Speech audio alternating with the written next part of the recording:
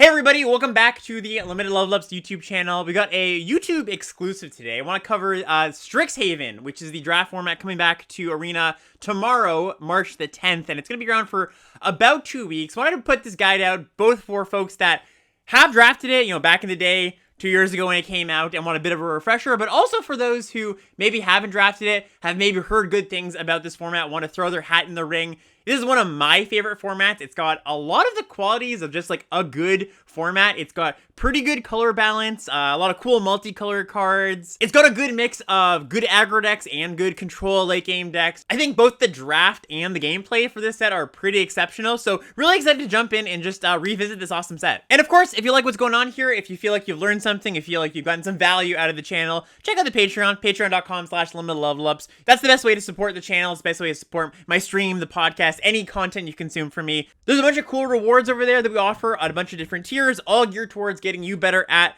limited magic in some way. And if you want to support in a non-monetary way, a subscription or a thumbs up on this video does go a long way. Okay, so let's jump in. There are three big things that I think make Strixhaven, really give Strixhaven its definition. And the first one here is it's a gold set. So if you played a Ravnica set, or even just like Streets of New Capenna to note a recent one, it's kind of got the same thing going on where not all 10 color pairs are going to be supported. It's these 5 enemy color pairs here. The ones in front of you here are represented by the 5 mythic dragons for each of the schools. And what that means for the draft, well, it means a few things. Number one, it means that you should be a little more willing to first pick or early pick a gold card, because it's not that much more inflexible to, for example, take a green-blue card, pick one, pack one, than it would be to take a mono-green card. Because the mono-green card only really goes into 2 decks. Where in a normal set, it would go into 4 decks. Here, if you take a blue-green card, a gold card, pick one, pack one, well, yeah, you're locking yourself a little bit into one of the decks if you want to draft around that card. But since there's only 5 main decks, it's not that much more inflexible. So that's a main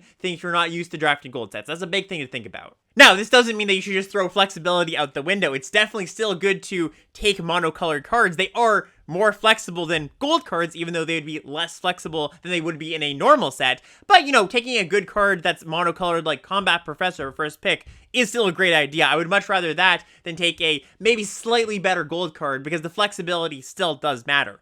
Another thing about draft navigation and flexibility in a gold set is you have to consider what the supported decks are when you're considering your picks. So for example, you first pick a Combat Professor, great white card, and next pack you have the option between a Professor of Zoomancy or a Hunt for Specimens, both awesome cards. Well, I would much prefer to take a Hunt for Specimens because black-white is a supported deck, whereas green-white isn't. So you're just more likely to be able to play both your good cards if you take the black card and not the green card. And of course, being a gold set, there is more fixing than usual. They want you to be able to cast your multicolor cards. So there are a cycle of dual lands at common, 5 enemy color dual lands, the campuses. There's also a decent amount of colorless fixing in the mix to help you cast your cards. You can definitely play 3 colors, 4 colors, 5 colors. We're gonna get into that a little bit. I'm gonna show you some examples. The default is 2 colors, but that doesn't mean that you have to be stuck in that. You can definitely broaden those horizons, branch out to do some creative cool stuff too. There's also a lot of like cool synergies you unlock when you pair like the green cards with the white and black cards that you wouldn't normally get in some spots. One thing to be careful about with this set is, even though it's advertised as there's these 5 main color pairs, the main schools, 2 out of the 5 of them kind of missed the mark on the strategy that they're advertising that they're supposed to be. So red-white, they kind of had a moment where they're like, okay, let's not have red-white just be aggro this set. They did this weird, like, graveyard mattering things where you're like, things leaving the graveyard and things going to exile. You cared about that, and you're supposed to be like this kind of like grindier red-white deck. None of that stuff really works. Generally, if you're red-white, you're just going to be a red-white aggro deck. Don't worry about like Lorehold Excavation. There's a few other cards I'm going to point out that are kind of traps. Witherbloom, the black-green school, has kind of similar problems too. It's supposed to be like this like sacrificey, cares about life gain deck that the pieces are a bit too finicky. It doesn't really work out.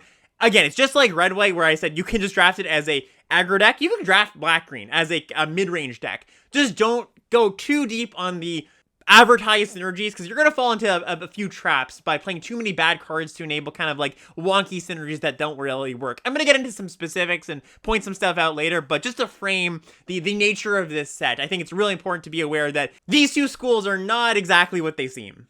All right, and the second big thing that defines Strixhaven as a set is it's a spells matter set. There's a lot of cards that care about you casting instants and sorceries, a lot of cards that incentivize you to play a lot of instants and sorceries. We've got the Magecraft mechanic, which is generally on creatures that pays you off for casting spells. There's a lot of creatures in this set that are tokens, the spells that make tokens. So, it's a way to kind of up the number of spells in your deck without sacrificing the number of creatures you have in your deck. We've got Leyline Invocation here as an example. Sometimes you're going to look at your creature count when you're drafting the set and you're like, oh crap, I've only got 6 creatures. But really, you count your spells that make tokens and you got closer to like 14 or something like that. And then there's also those cards like Mage Duel that care about you casting instants to sorceries. So this doesn't really change how you draft the set too much, other than, when you have Magecraft cards or cards that care about you casting instants and sorceries, you might want to bump up the priority of those in the draft picks. Maybe you're choosing between a good creature and a good spell, you might choose the good spell a little more often. And then number 3, I saved the best for last here. This is the most defining feature, the most important thing to wrap your head around, to prioritize, to pay attention to in the draft if you want to win in this format, is lesson and learn cards. So this is a really, really cool mechanic, one of my favorites of all time. There are learn cards and there are these lesson cards. And you put the learn cards in your main deck. And you put the lesson cards in your sideboard. And the way this works is when you cast a learn card, you can go and get any of the lessons that you've drafted and put one of them into your hand. There's creatures, like creature tokens, like this Inkling Summoning you can go get. This is a really cool mechanic for a lot of reasons. It's really cool to, you cast your Hunt for Specimens and you're like, okay, what am I going to go get from my sideboard if you've got that spread of 5, 6, 7 lessons that you've drafted? Often you're going to go get a creature token maker, like Inkling Summoning here. There's a cycle of 5 of these token makers. Those are generally your go-tos, but as the games go on, you definitely have this moment where you're like, okay, do I want to get a creature or maybe like this like situational removal spell? And it does really play out like this cool toolboxy kind of game, and it feels really cool when you've got this spread of a lot of spells you can choose from. But the other really cool thing is that with Lesson Learn, each learn card is really 2 spells, right? So if you have cards that care about spells, like the ones we just talked about, that counts for 2 towards that. You go get Hunt for Specimen, you cast your Pledge Mage, and then the turn after you catch a summoning. Well, that's an additional spell you wouldn't have access to if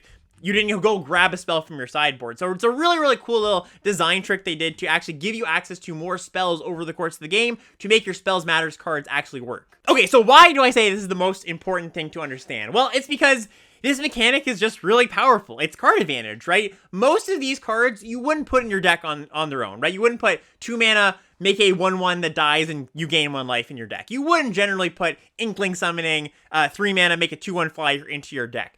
But when Hunt for Specimens always draws you Inkling Summoning, that's really, really powerful. One of the biggest predictors for how good a deck is or how well the deck's going to do, I think, is just how many learn and lesson cards you have. So you should be first picking, second picking, third picking these cards all the time, especially the lessons. There's 1 lesson in each pack. I'm pretty sure there's only 1. Maybe I'm forgetting about corner cases where you can sometimes have 2, but I'm pretty sure there's only a slot for a lesson in each pack. So really make sure you're prioritizing these, especially these token makers, right? These Inkling Summonings, they're all called summonings. There's like Fractal Summoning, Inkling Summoning. These are the top of the line cards you want to take. The learn cards, they're a bit more prevalent, but they're also really, really good. And we're going to get into some specifics as we go on. But as you're going to see, almost all of the learn lesson cards are just good. So it's not like, oh, I have to take the lesson here because I know lessons are good. Maybe it's a kind of a crappy lesson though. Most of them actually plan out to be pretty good. Okay, so let's start with some of them here. There are 4 colorless lessons. Well, 5 if you count the Mythic Rare, which is a busted card. It's a Mascot Exhibition.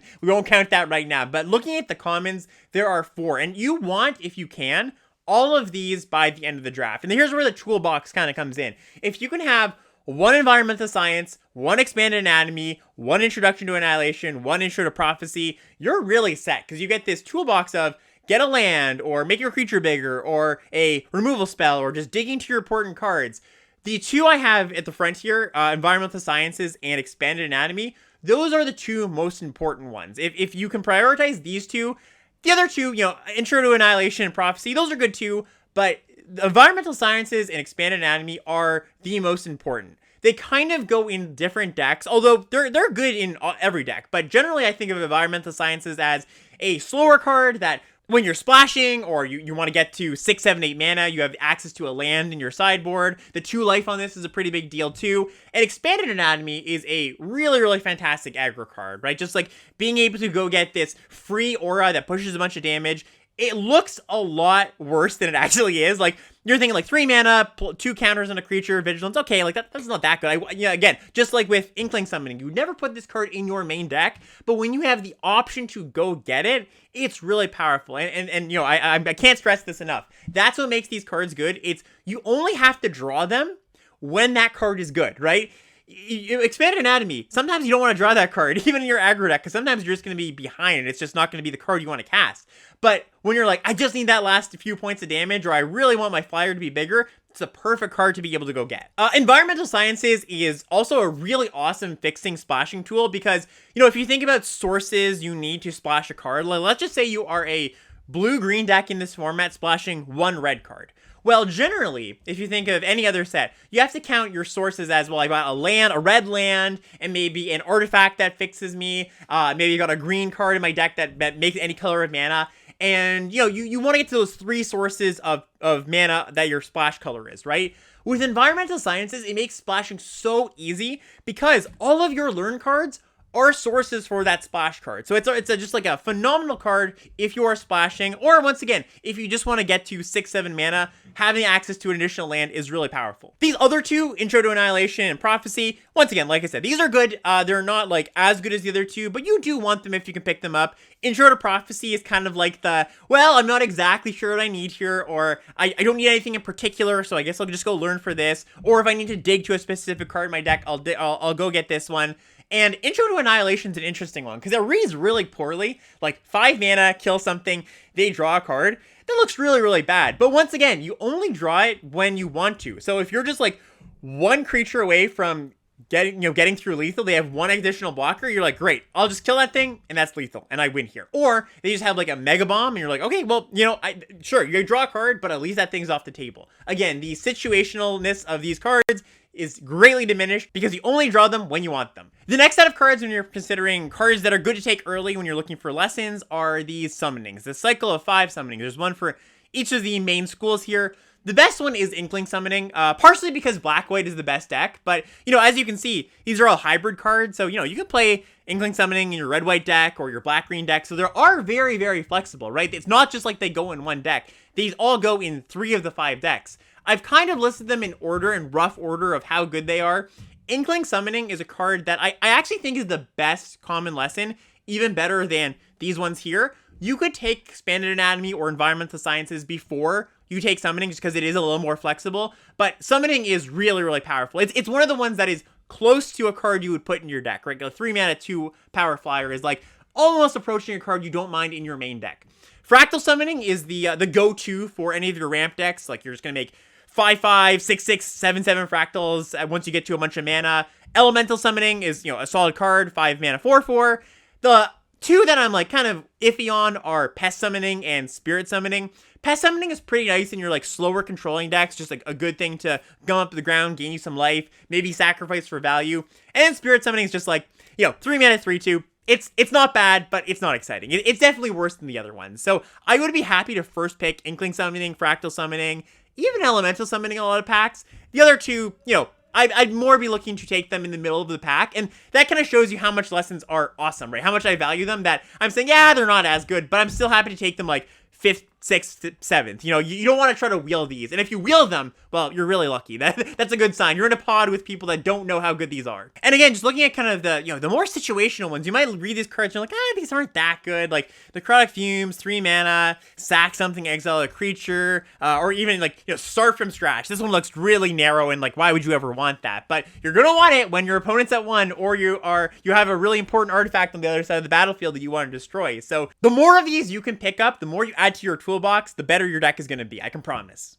Alright, now the other side of the puzzle here, the learn cards, the one you actually put in your main deck. I should note, I didn't say this before, but if you don't have any more lessons to go get, and it actually says this on the card, but I figure I should shout it out.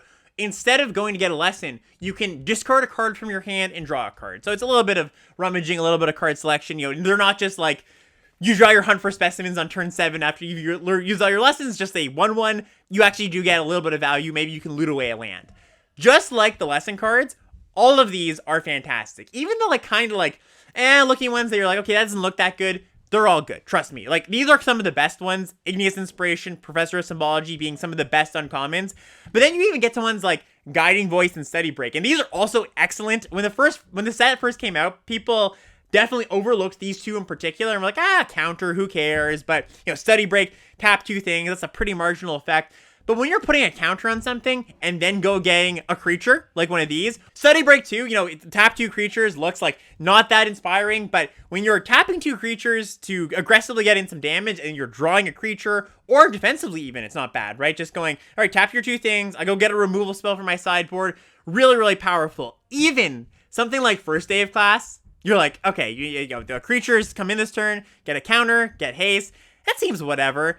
It's good. Trust me, it's good. It's any option to learn is going to be a good card. Now, there's definitely some power rankings. This is one of the worst ones. It actually might be the worst learn card, but it's still a card I've definitely put in my deck a lot of the time, especially if you have something like the pest summoning. You've got multiple creatures coming in. There are, like I said, there's a lot of token makers, so if you can go like First Day of Class, play a 2-drop creature, and then play your pest summoning, that's a lot of stats for 2 additional mana. So yeah, I know I've kind of hammered the point home to the point of me being a broken record, but this is the most important thing if you want to do well in this format. Take these cards highly. Another awesome thing about this set, at least I think this is awesome, is the Mystical Archive sheet. So this is kind of like the artifact sheet on in Brothers War, where there's a specific slot where you're going to get one of these archive cards. And all these archive cards are spells from past sets. And usually they're pretty powerful spells. Stuff like Lightning Helix, Eliminate, Memory Lapse. You get stuff that you normally wouldn't get in a normal standard draft set, like Swords to Plowshare, Lightning Bolt. Now, mind you, these are rares, but you do get to draft and play with these. Super, super powerful. A lot of them are just good removal spells, so just look for that slot for interaction. Some of them are kind of crappy that, you know, they're like constructed cards that you're never really going to play, but a lot of them do have some application in the limited format. There's also 2 Mega Bombs, Approach of the Second Sun and Mizzix's Mastery. Mizzix's Mastery in particular, this card, you know, like I was saying, you're going to have your deck's full with, you know, 6, 7, 8, 9, 10 plus instants and sorceries. I even lowballed there. It's going to be starting around 10 instants or sorceries usually when you count lesson learn cards. This card, when you overload it, you just win the game so much of the time. It's 8 mana, but this is a set where you can get to 8 mana pretty reliably. And when you cast this card, cast everything out of your grave, you know, removal spells, card draw spells, you're going to win the game an overwhelming percentage of the time. And then, you know, Approach the Second Sun. If you've ever played with this card, you know it's pretty good. You do want to be a bit more of a controlling deck to get the 7 mana and then draw the card again, but really, really great cards. There's not too many just like, oh man, like blew me out of the water cards on this sheet. There were, you know, just like with Brothers War, there's maybe a few like Wormcoil Engine. These are the main 2. Most of them are just like good utility spells that just add some texture to the format. Really good addition, I think. And then the campuses. I noted these before, but these are fairly high priority in the sense that you definitely feel it when you have a campus and your opponent doesn't, or I should say, when your opponent has a campus and you don't, and the game stalled out a little bit, because the games do get to a little bit of a stall in this format. It's not like, you know, if you're used to Phyrexia, stalls might be something that are a little bit uncommon, but, you know, sometimes both players are empty-handed, and if your opponent's got a campus going, scrying each turn, you feel really, really bad about that, because you're just drawing like 2 lands a turn, or 2 lands in a row, and your opponent's binning all their lands, putting them on the bottom, drawing action. I would be pretty happy with the first 2 of these in all of my decks. You know, if I have a Silver Quill deck, I'll play the first 2 generally, and I want 1 for sure. The first one is a huge, huge priority. All right, so that's all the kind of big picture stuff I want to get out of the way about this set. Let's go into some archetypes, and we're going to start with the best deck in the format, Silver Quill, Black-White Aggro. And it's the best deck, but it's not by leaps and bounds. Like I said, this format is fairly balanced. Even the lesser schools like Lorehold and Witherbloom, those are pretty good if you know how to draft them. But this is, you know, just marginally the best deck in the format. And it's a pretty straightforward deck. You're just going to have creatures that attack well, stuff like Killian, Silver Quill, Pledge Mage, Combat Professor. This is a real awesome common. There's Porcelain Zealot from 1, which is a very similar card, but this being flying and giving the creature vigilance is a pretty big deal. So it's pretty straightforward. For all these decks, I'm going to give you an example at the end after talking about them. One of the things I want to point out is that the trap with Silver Quill is all these cards that care about +1/+1 counters, especially these expensive ones. Like Tenured Incaster, Dueling Coach, these are these uncommons that look like they support this theme. They're just too bad. They're just too bad on rate. You're paying 4 mana or 5 mana for 3/3 worth of stats, and they do some other things, but don't draft these cards, don't put them in your deck. Same with these commons too. Spiteful Squad, Exhilarating Elocution, just generally too bad. Like Spiteful Squad is not the most terrible card. It's still like passable, but don't look at this and be like, ooh, my common gold card, I should put this in my deck. Nah, this is just ones you want to shy away from, which is actually kind of funny because I'm pointing out these 2 gold commons that aren't very good, and still the deck is really good because the other black and white commons are so good. So that's just something to note there. Here's an example of a good Silver Quill deck. So, just got a smattering of good aggressive 2-drops, got a few learn cards in there, and as you can see, my lesson board is pretty stocked. I've got an Inkling Summoning and Expanded Anatomy. Those are the 2 you really, really want in your Silver Quill deck, the highest priority. Some good flyers up the curve, and that's kind of the plan. The way I describe Silver Quill is early on, you're on the ground, you're getting as much damage as you can with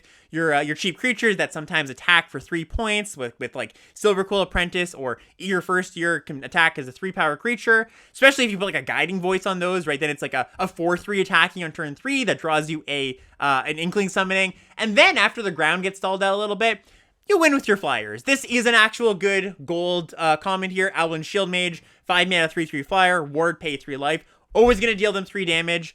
Spectre of Defense, that's another one too, where it looks a little bit dorky, but really good, just like good at racing, good at draining your opponent out. If you play this when your opponent's on 8 life, they just have to have a removal spell, or they just die in 2 turns. And gaining 2 life is good too if they're racing you. All right, let's move on to Quandrix. And Quandrix is probably the second best 2-color deck in the format. Quandrix's shtick is pretty simple. It's a ramp deck. You just want to have a lot of mana in play, and their thing that they call out specifically is they want you to get to 8 lands. So you got stuff like Scurried Colony here that gets bigger when you have 8 lands. Kelpie Guide that turns into a tapper when you have 8 lands. And a lot of the cards help you either draw additional lands like Quandrix Apprentice here, Quandrix Cultivator, which just puts a land into play. Needlethorn Drake is a really, really solid blocker. Really great at keeping you alive versus big ground blockers or just those flyers from the Silver Quill deck like I mentioned. And generally, like, you can play this a little bit more as a tempo game if you're just like, big green creatures and blue interaction spells, or just like your classic ramp deck. And the things you're ramping into are like a little bit atypical. There's not a ton of just like massive, like here's my giant 8 mana creature. There's some of that, like Bookworm here, but more so, it's not like one big thing you're ramping into. The thing about Quandrix is it's all about making a bunch of mana, and they get to utilize the Learn Lesson cards really, really well because, when you're casting a bunch of Learn Lesson cards, you often end up with more cards in your hand than you can cast in a timely fashion. And if you just have 8 mana on the battlefield, well, you can cast Pop Quiz, for example, and then go get a token maker, something like Fractal Summoning, and sometimes you cast them in the same turn, but sometimes you just go, all right, Pop Quiz, play something that I drew off Pop Quiz, and then next turn, I'm on 8 or 9 mana, I cast a Giant Summoning, and then each of your learn cards just goes and gets more Fractal Summonings or Elemental Summonings, and just like where Black-White Silver Quill really appreciates Inkling Summoning, you'll take as many Fractal Summonings as you can get, because that's like your go-to, here's how I'm closing out the game, just giant creatures. One trap I want to call out here is Zimone, Quandrix Prodigy. This card, I remember, generated a lot of controversy back in the day. I'm a noted Zimone hater, and this card, it looks like it does some cool stuff, right? Like, ramps you if you have excess lands, draws you some cards, draws you 2 cards if you have 8 lands, but the problem is it's not really great on either end, right? Early on, it's a 2 mana 1/2. And yeah, you can spend a mana to get some lands into play, but generally you don't want to be spending your mana to do that. The 1/2 body is pretty inconsequential. And then, once you get to 8 mana, yeah, sure, drawing 2 cards is kind of nice, but you got so much action in these decks so much of the time, if you're drafting appropriately with a lot of Learn Lesson cards, that you don't really need this ability. There's better things to be doing. So just a note on that. I'll also say that Quandrix is probably the best home for splashing, or one of the better homes for splashing. And often when people drafted Quandrix, they would draft Teamer, adding red to it. 2 of the more common splashes are Elemental Masterpiece and Heated Debate. Elemental Masterpiece just being a good big spell, and Heated Debate just being a good removal spell. Blue-green doesn't really get awesome removal spells, although it does get a few notable ones that we're going to touch on. Also, there's like some good uncommons, a few good rares you can splash. So I guess the comparison to make is where the Black-White deck really wanted Expanded Anatomy, the lesson that puts 2 counters on something and gives your creature vigilance. The Quandrix deck really wants the environmental sciences, the one that goes and gets a land, because again, not only does it help you get to 8 mana, but it helps you enable some splashes if you want to do that too. And here's an example deck for blue-green. You know, the early game is Needlethorn Drakes and Quandrix Apprentice, some ramp down here. The mid-game is ramping with Field Trip, and Divide by Zero is an awesome card. We've got some Professor of Zoomancies, got Leyline Invocations at the top here, and once again, you know, pretty good lesson board here with 2 summonings, 2 elemental summonings, and you know, some other stuff thrown in there. So this is like a really good example of what I would want my Quandrix decks to look like. All right, and Lorehold. So as you can see here, this is the trap. These are the trap cards here. Quintorius, really cool looking cards. You're like, oh man, I'm gonna make so many 3/2s. All the cards that make your cards leave the graveyard are generally just not good. So you generally, if you're going to make a Quintorius deck, you end up putting too many bad cards in your deck for a medium payoff, basically. So don't get trapped by this, you know, lovable Pachyderm. It's not something you want to be doing. Lorehold Apprentice, there's this cycle of apprentices that are uncommon. All of them are pretty good. This one's just like, what is this? What is it doing? Like, it's just comical how bad this is. It's like, okay, well, you know, I have a bunch of spirits in play sometimes, and they do 1 damage to my opponents. Like, it just doesn't do anything you really want. And so what you really want to do is just draft this as a red-white aggro deck. You know, nothing too fancy. Again, you're using the Learn Lesson cards, Combat Professor, Lorehold Pledge Mage, just good 2s and good 3s. It's almost like Silver Quill, just with red cards in a lot of ways. So yeah, this is the go-to way of drafting red-white when I do find those colors are open. All right, and then Witherbloom, like I said, kind of has the same kind of problem going on where the thing it wants you to do is not actually a good thing to do. The problem with this is a little bit different. So with Witherbloom, it asks you to put cards in your deck that gain life. And there's you know, a decent amount of things that gain life incidentally. But the problem is that the payoffs for gaining life, like Dina, Bloodworth Researcher, you know, Witherbloom Apprentice, it's not a payoff, but it's an enabler for these things. There's good removal in this set, quite good removal. And if you are relying on these things to be like, okay, these are my engine cards, well, they just die a lot of the time because they're really small, and then you're left with all these like kind of crappy enablers that are gaining life, and your whole house of cards comes down if one little thing goes wrong. Another good example here, Demogoth Woe Eater. So the idea here is you got this giant 7/6 creature for 4 mana that you have to sacrifice a creature. Ideally, you're sacrificing like your pest tokens, your little 1/1s, and you know, you got this buyout of if you can't sacrifice something, you sacrifice it, and you draw a card, your opponent discards a card, you gain 2 life. It's all just really finicky, though, because, like, you know, a lot of times what happens is you go, okay, I'll sacrifice a creature, and then your opponent goes, all right, I'll kill your Demogoth in response, and it's just like, okay, that was just a disaster. So it's just a lot of hoops to jump through. What you can do, though, for Witherbloom is just your classic black-green mid-rangey control deck, and it's actually pretty good if you've got a lot of the good cards. Professor of Zoomancy is awesome. Witherbloom Pledge Mage is kind of a standout here when it looks a little bit underwhelming, but 5 mana 5/5 is pretty big in this set, and gaining a life on all your spells really helps keep you in the game.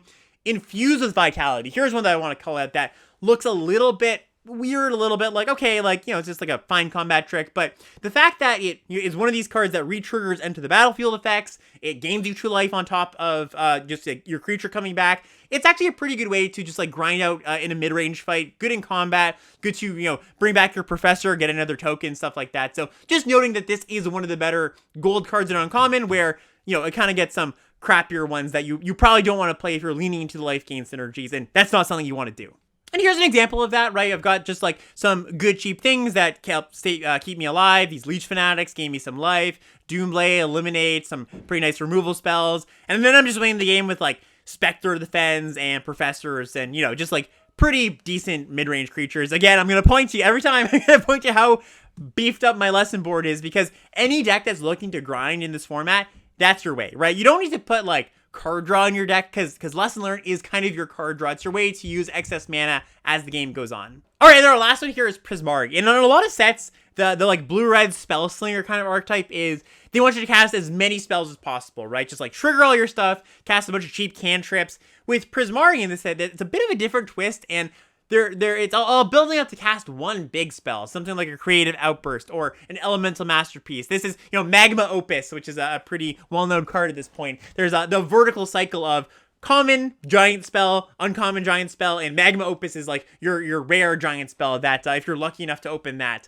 The thing with this deck is that it kind of is got the Witherbloom problem a little bit, where if they mess up your house of cards, you can kind of end up in a clunky, awkward spot. So the way you're casting these big spells generally is stuff like Maelstrom Muse, Spectacle Mage, things that make your spells cheaper. Okay, so you're planning to like stay alive early, cast these cards, but these are lightning rods. Your opponents are really going to want to just kill your Spectacle Mages, kill your Muses, and then you're stuck with these giant cards in hand, right? These expensive cards that, like I said, 7 mana is not prohibitive, but it's clunky enough that you don't want to just jam your deck full of them. I'm pretty happy playing a copy or two of these cards just in general, but don't rely on like, oh, my entire plan is just like casting these big cards, because you can definitely you'll end up in a spot where you're stuck with expensive cards in your hand that you can't cast. What I do like about Prismari, or the way I like to draft it, is a bit more of like a tempo deck. And these two cards in particular, I think are really important. Prismari Pledge Mage and Prismari Apprentice, both cheap cards that kind of act in the way that I was just talking about, where, you know,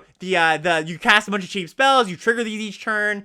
With Prismari Apprentice, it does kind of play nice with the big spells, because you can grow it as well. But that's kind of the way I like to draft Prismari, more like tempo-based, and yeah, you can have some top end here too, but just don't go all in. And here's an example. As you can see, I was very lucky. I have 3 Prismari Apprentices here, just, you know, some good learn lesson cards. I got some good cheap interaction, and I do have some of the, you know, Maelstrom Muse, giant things stuff going on, but it's not the only thing I'm doing, right? I am relying a lot on my early interaction, my early creatures, to then bridge the gap to get to this point. All right, so those are the 5 colleges, the main decks you're going to be drafting, but that's not all this format has to offer. You can definitely draft multicolor decks. I pointed out a few of the tools before, but a few more here. Letter Acceptance, which is one of the better like mana rock mana lists we've seen in a while. It's really nice that once it's kind of done its job, you can sacrifice to draw a card. You've got Campus Guide, which is kind of like Dune Mover from Phyrexia LB1, but, you know, obviously doesn't have Toxic. Archway Commons, those dual lands, that common I was talking about. So it definitely can be done. It's not like you're stuck in 2 guilds or 2 colors, which is really nice, because usually, you know, if you think of like Streets and Yucapena, it was pretty hard to have like a multicolor deck in that format, like a 5-color deck, or even in like a Ravnica set. It's usually like not that easy. They want you to play exactly 2 colors or exactly 3 colors in Streets and Yucapena, and usually they don't want you overload on 5-color fixing so that you can't just go wild. But this set has a little more of that. You can go and cast 4 and 5 colors worth of cards, and it's not that difficult. Now, you need some reason to do it. You don't just want to be like, jump in, draft 5 colors, but you know, you go down one path, maybe you're going blue, green, it's like a ramp deck, and then you end up with a good black card, a good white card, and yeah, it's definitely doable. Here's a decent example. It's kind of like a base blue-green deck. It's got 3 letters of acceptance, got some pretty good top end. My lesson board's actually less filled out than I would like it to be. I don't have a lot of the top end kind of stuff, but you know, I've just got some quality cards here. I think this was a draft that, you know, it was a long time ago at this point, but I imagine that the draft didn't go in a way where there was like one lane that was open. So I kind of just picked up cards of a bunch of different colors, and as you can see, I just have a lot of fixing, and yeah, it kind of just works itself out if you've got enough of the 5-color fixers. And I would be remiss if I didn't touch on the Sam Black patented blue-black Serpentine Curve deck. So this is a deck that Sam Black kind of discovered or figured out, just like he liked to draft, and he did a podcast on it, and I'd actually really recommend going to listen to that. Not only does it really, in great detail, explain your priorities for this deck, but it's one of those podcasts that I remember listening to and being like, wow, I feel like I'm better at Magic just from listening to this podcast. So I'll link that in the description. I would really highly recommend that. But the idea for this deck is you have a bunch of removal, as much removal as you can, as many spells as you can. You're going to be as low creature count as you can possibly be. And then you pick up all of the Serpentine Curves as you can. And you're just eventually playing this control game and eventually casting this giant 10-10 Serpentine Curve or 12-12 Serpentine Curve.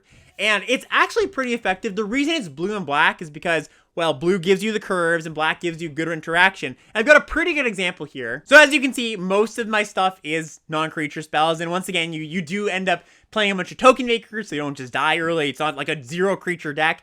And these curves end up being your win conditions. You know, you could also win some top end stuff too, but it's really nice when you're spending the early turns going flunk your thing, pop quiz your thing. And once again, with the learn lesson stuff, that really helps Serpentine Curve, because that allows you to have more spells in your graveyard over the course of the game. And this is a real thing you can do. It doesn't have to actually be blue-black strictly. I think you could be red-blue as well. But the idea is that you've got a bunch of removal spells, a bunch of interaction, and you're just finishing with the curves. And just to close this out here, I'm going to touch on some top uncommons and commons. I've talked about a lot of these, but I just want to hammer them home. So the 2 best uncommons in the set, Igneous Inspiration, Professor of Symbology. I don't think I have to explain it too much more. Right? They're great. They both have Learn. They're both very efficient.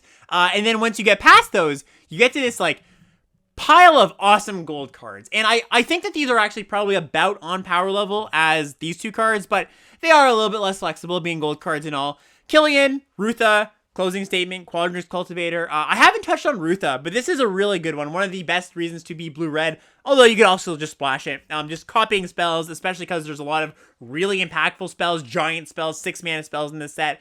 Rutha is an awesome card, blocks early, gets you value late. Killian's one that I should point out too, that it's got kind of funny wording. It says, spells you cast that target a creature cost 2 less. That's not just your stuff. That's your opponent's stuff too. So your removal spells are cheaper, your pump spells are cheaper. It's a 2/2 lifelink Menacer for 2. Really awesome card. Closing Statement, good removal spell. Cultivator, pointed that one out. And then just below that, I want to call out Divide by 0. Banned in Standard, mind you. Divide by 0, which is another great learn card. And Humiliate, which is probably one of the most underrated cards, or was at the time when the set first came out. It looks a bit like a card we generally don't want to play, right? These like hand disruption cards that, vary from okay to bad. But the fact that you can take anything from your opponent, that's a big deal. It's not like a duress where you take it's a non-creature or something. You take anything. And the counter is also way, way more impactful than you might expect it to be. Like, just imagine on turn 3, you've got a 2-drop in play. Maybe it's even got like lifelink or something. You cast Humiliate, you take your opponent's best thing. Not only do you have the information of how to best carry out your aggro plan, but now you have a 3-power attacker in play. It's almost like you've got like a 1/1 haste creature almost attached to this discard spell. So don't overlook this card. This card is very good. And then just lastly here, some top comments. I don't have to say any more about Learn Lesson cards. I'm sure you've all taken to heart my words on them, but I did just want to point out that these are the top comments. Like these are taken over removal spells and good creatures. These are the priority in all of your drafts. Combat Professor, best white common, like I mentioned, really great card. Bury-in Books. This is one that, again, took people by surprise. So it looks a little bit strange. Like, 5 mana, put something second from the top. Okay, if it's attacking, it costs 2 less, so it costs 3. This is a great card. This is one of Blue's best removal spells of all time, to be honest. Like, the 5 mana mode, okay, so if you have to cast that, that's fine. But a lot of the time, you're just going to cast this for 3 mana, and putting the creature second from the top is often really good, because often the way this plays out is you put like a 3-drop, or a 4-drop, or a 2-drop, whatever, second from the top. And that means 2 turns later, they have to draw a 2-drop, instead of drawing like a 5-drop, right? So, burying your opponent's creature, man, especially if the game's gone on for a little while, and your opponent's like, okay, I really need to draw something awesome.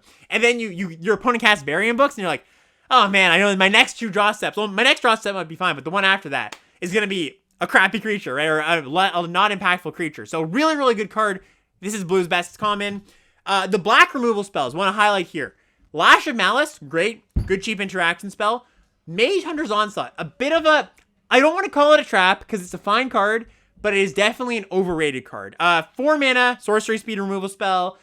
A lot of the threats in this format are, cheap-ish. Not to say that this isn't going to be great for killing fractals or giant tokens, but don't take like 5 of these, right? Like 1 or 2, I'm happy with. But it's not a huge priority. There's a lot of good removal spells that cost less than 4 mana in this set. Then green, Professor of Zoomancy. It's a lot of stats for 4 mana. It's 5/4 worth of stats over 2 bodies. We know how good that is with Chimmy Rabble and with the Scrapwork cohort. We've seen a line of those in the past few sets, and this one's also very, very good. This is the best green common. Might actually be the best non-lesson learn common. I think that actually is probably a statement I will make here. And then red, just a removal spell. Heated debate. It's great. And that's it. I hope that you enjoyed. I hope that if you have not drafted this set, you give it a go, because like I said, it's a blast. I really enjoy it. And thanks for watching. As always, see you later.